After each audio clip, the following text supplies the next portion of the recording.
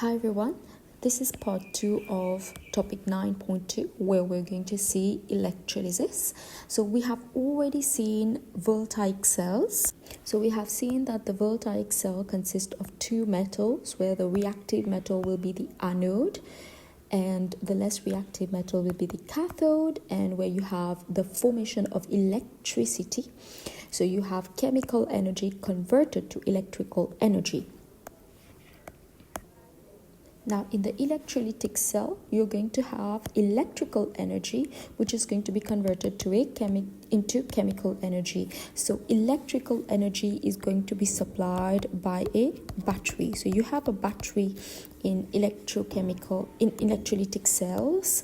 So, these are the three components, and you have anodes and cathode. The anode is where oxidation will take place. It's a positive terminal. The cathode is where reduction will take place, and it's the negative terminal.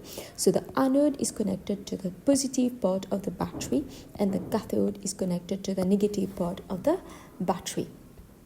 So let's see in details about the electrolytic cell.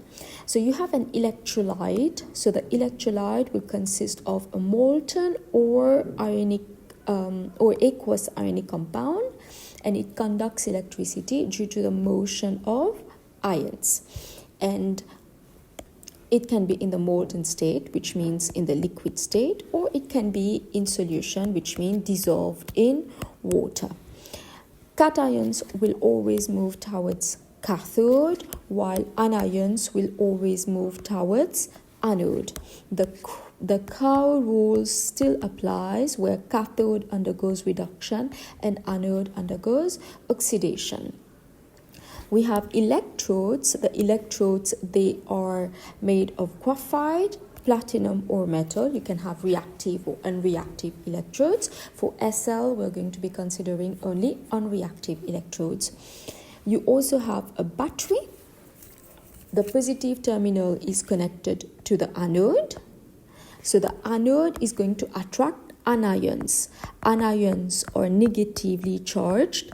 Therefore, the anode needs to be positive to be able to attract anions. Therefore, the anode is connected to the positive terminal.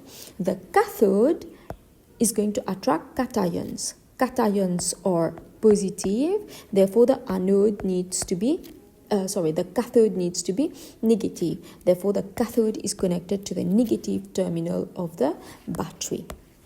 So this is important for the cations and the anions. This is a setup of an electrolytic cell.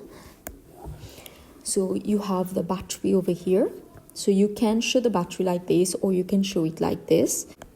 The long side of the battery indicates the positive terminal, and the short side indicates the negative terminal. Both of them are correct ways of showing the battery. So the anode is connected to the positive terminal of the battery.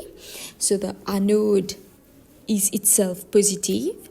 The anode is going to attract anions. So anions will migrate to the anode.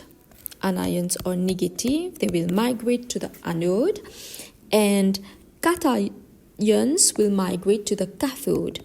So cations are positively charged. They will migrate to the cathode, which is negatively charged because it is connected to the negative terminal over here.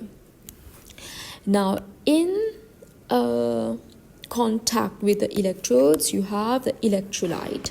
So the electrolyte for the SL component, the electrolyte is going to be a molten ionic compound. So for example, NaCl liquid, molten state, liquid state.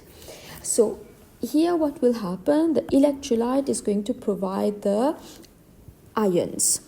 So because the ions are mobile in the liquid state, so you have Na plus ions which are mobile and Cl minus ions which are mobile.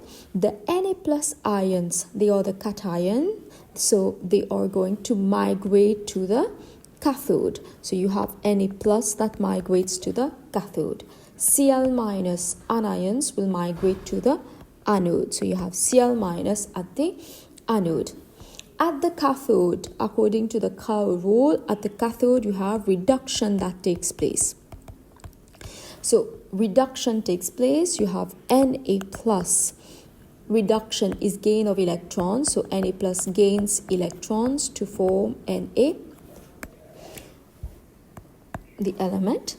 And at the anode, you're going to have oxidation. So you have oxidation of Cl minus. Oxidation is loss of electrons. So Cl minus loses electrons and form chlorine gas.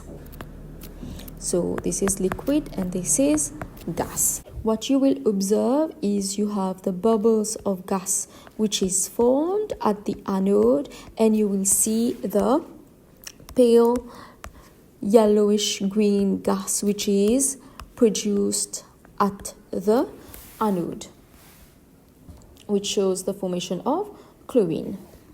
So if we fill this up for molten sodium chloride, cathode will attract cations, anode will attract anions. At the cathode you have reduction, at the anode you have oxidation. So at the cathode you have a reduction reaction, at the anode you have the oxidation reaction. At the cathode you get sodium, at the anode you get chlorine. And you will observe a globule of metal liquid that is going to deposit at the bottom of the cathode. At the anode you see bubbles formed, and you have the yellowish green gas which is seen. That gas is chlorine gas. So normally when you have a molten ionic compound, when you do electrolysis, at the cathode you get the metal, and at the anode you're going to get the non-metal.